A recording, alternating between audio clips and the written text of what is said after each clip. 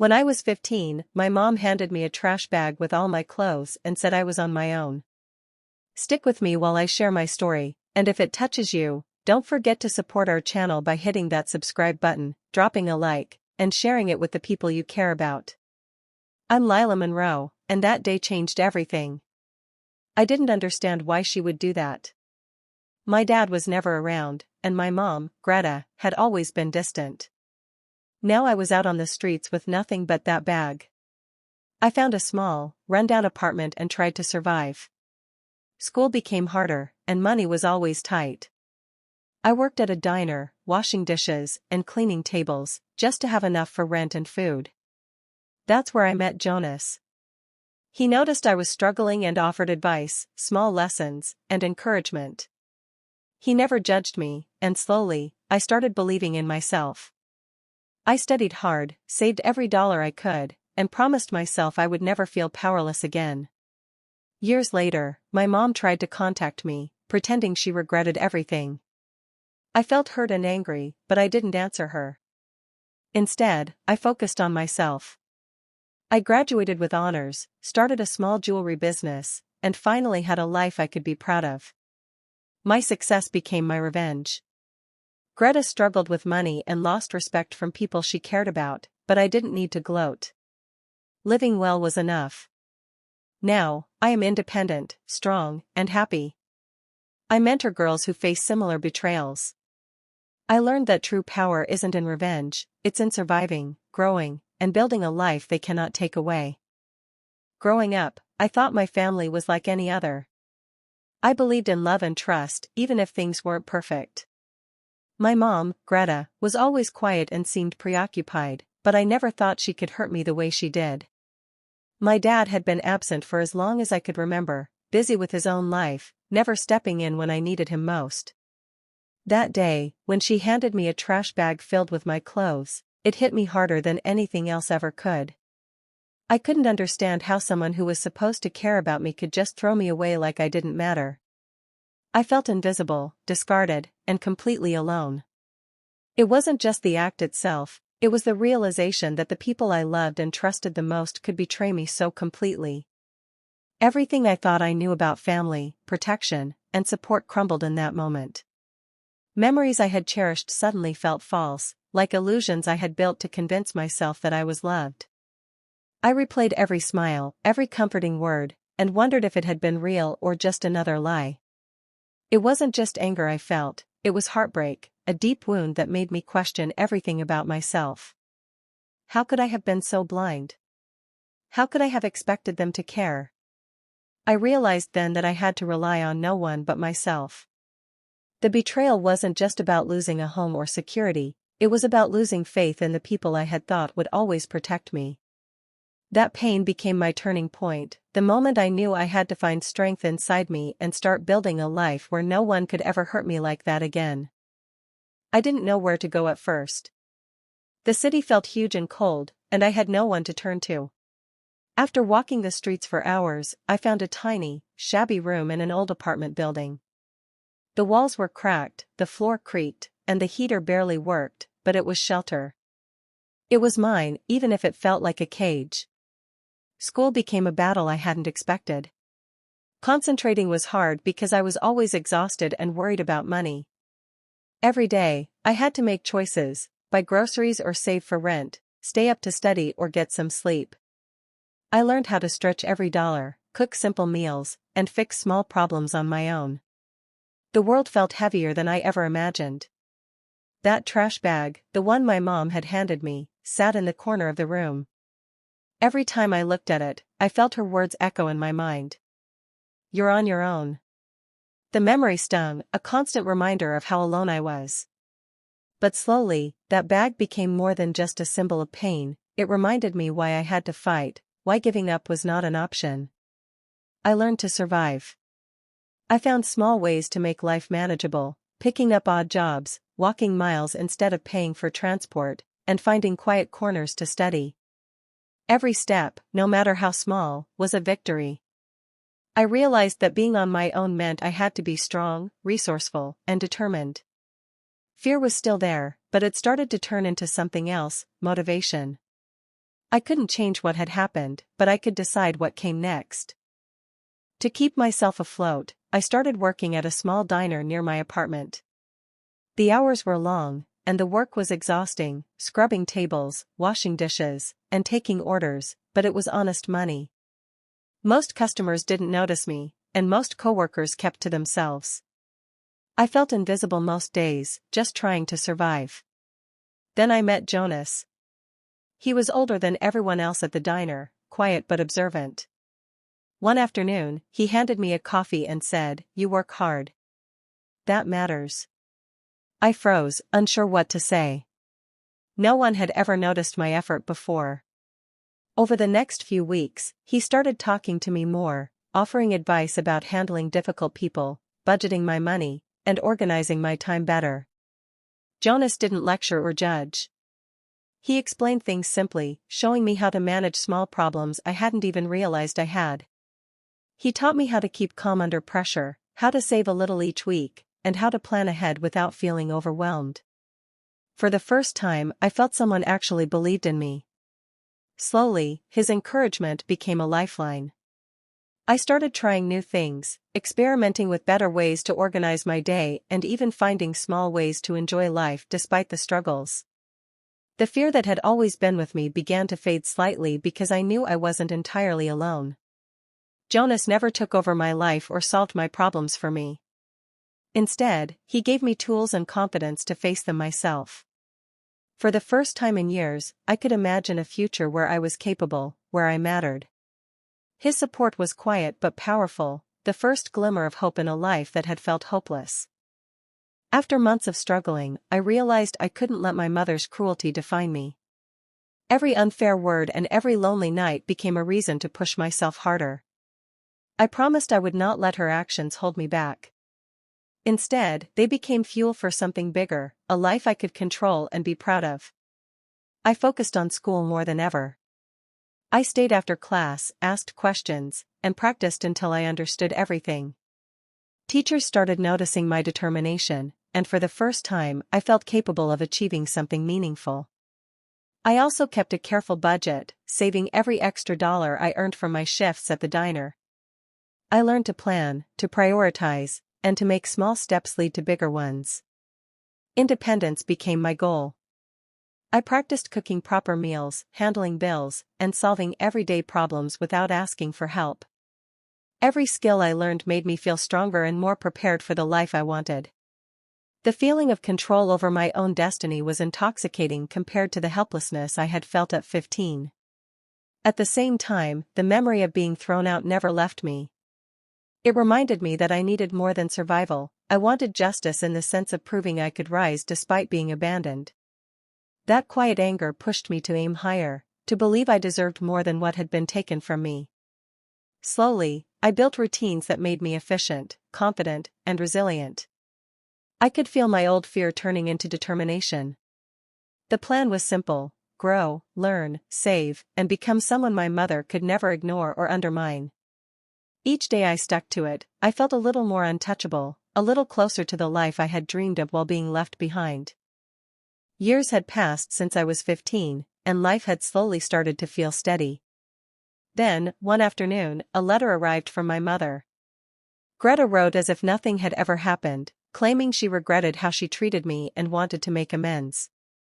I stared at the envelope, my heart racing with a mix of emotions I couldn't untangle. At first, I felt anger bubbling inside me. How could she pretend to care after everything she had done? I remembered the fear, the nights alone, the uncertainty about where my next meal would come from. That anger was raw and powerful, and it refused to fade quickly. Along with anger came hurt. The memories I had tried to bury resurfaced, sharper than before. I thought I had moved past it, but reading her words reminded me of every tear I had shed in silence. Every lonely night, every unfair word, every moment I had doubted myself, all of it came back at once. Confusion followed quickly. Part of me wanted to believe her, to feel some warmth toward the mother I had once trusted. But another part knew better. I realized forgiving her now would not be freedom, it would be giving her power over me once again. Instead, I made a quiet choice. I would listen but remain untouched. Her attempts at connection would not sway my sense of self-worth or undo the life I had built. I could feel my old strength returning as I held that decision firmly.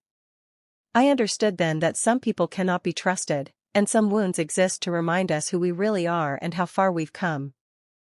After years of juggling responsibilities, I finally crossed a milestone I had dreamed about for so long. I graduated high school with honors, carrying the weight of countless late nights spent studying after long shifts at 2 jobs. Every assignment completed and every exam passed felt like a small triumph, a personal proof that I could succeed despite everything stacked against me. With my savings, I rented a better apartment. It was modest, but the rooms were bright, the floors clean, and for the first time I felt a sense of peace in my own space. I could organize it how I liked, cook meals without rushing, and rest knowing no one could kick me out.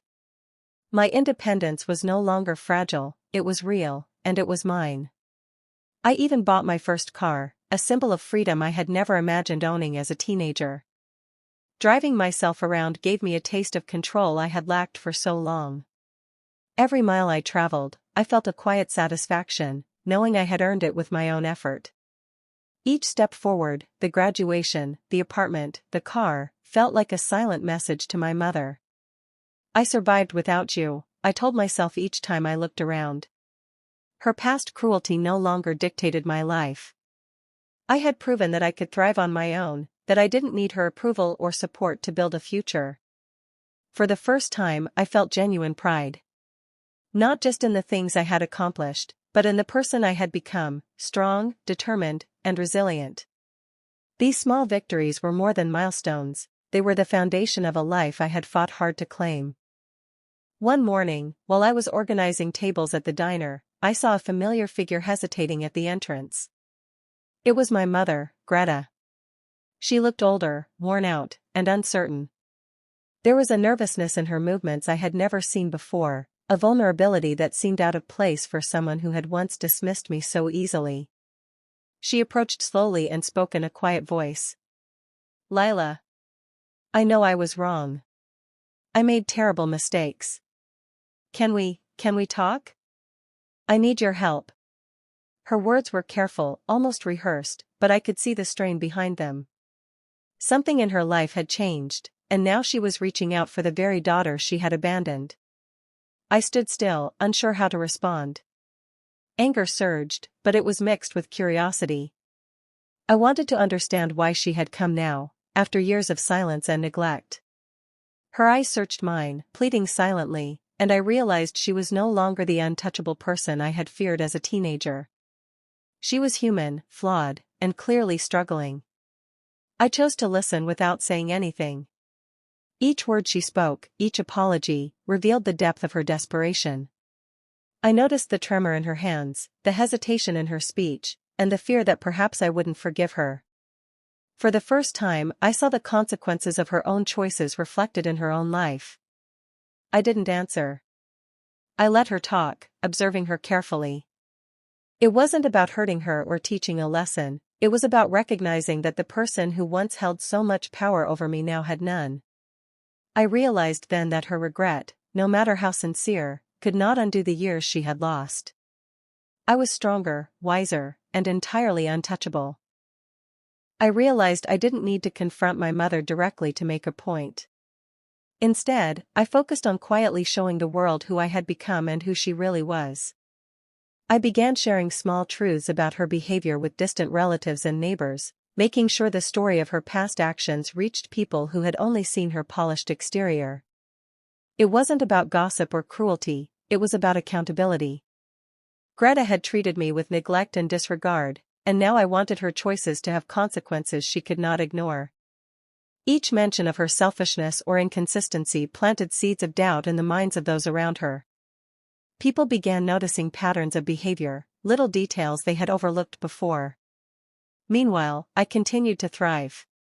My business grew, I managed my life with efficiency, and my reputation among the community strengthened. Each accomplishment was a quiet statement: I had survived without her, and I was thriving because of my own efforts.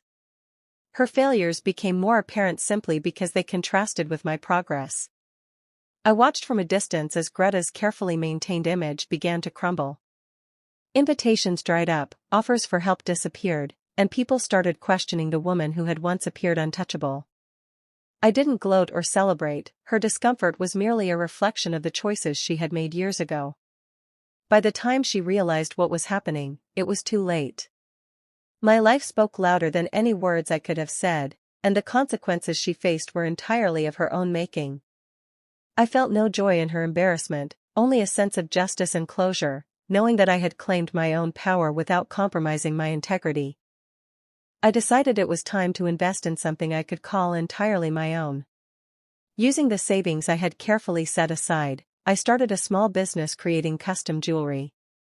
Each piece I made reflected patience, creativity, and the effort I had poured into building a life from nothing. The business grew faster than I expected. Local customers appreciated the quality and care in my work, and word began to spread. Orders increased steadily, and soon I was able to hire a few helpers to manage production. For the first time, I felt that the life I had always wanted was within reach, built entirely by my own hands. Meanwhile, Greta's circumstances worsened. She struggled with bills she could no longer manage and faced the reality that people were no longer quick to offer her favors or excuses. The woman who had once dictated my world now faced challenges she could not easily overcome.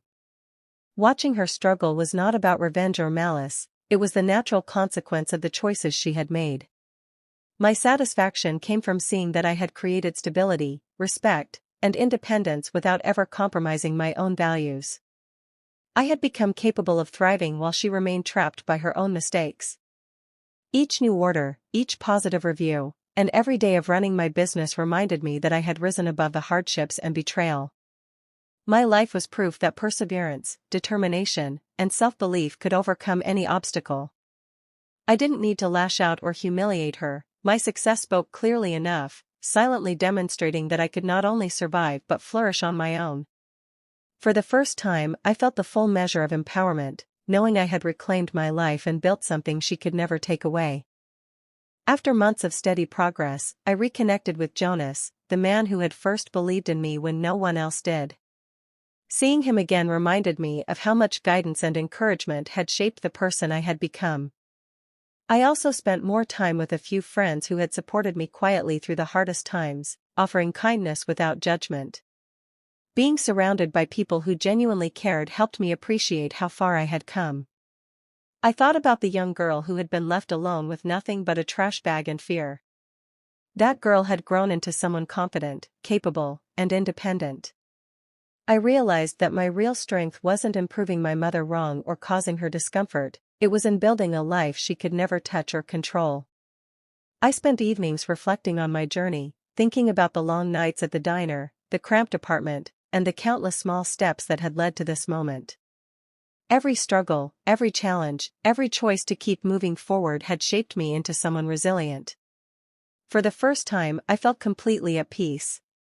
My independence, my achievements, and the life I had created on my own were the ultimate form of revenge. I didn't need to lash out or seek retaliation. Simply living well, thriving, and staying true to myself was more powerful than anything else.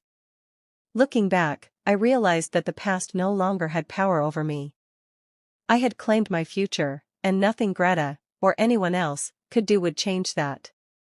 I had learned that the greatest victory comes from surviving, growing, and finding happiness on your own terms.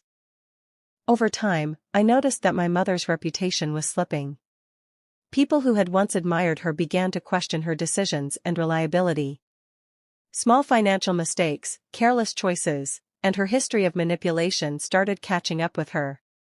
Invitations she once received disappeared, and opportunities she had taken for granted were no longer available. I didn't need to intervene or spread rumors. Life seemed to handle it naturally. Her struggles were subtle but undeniable, and those who mattered began to see the pattern she had created.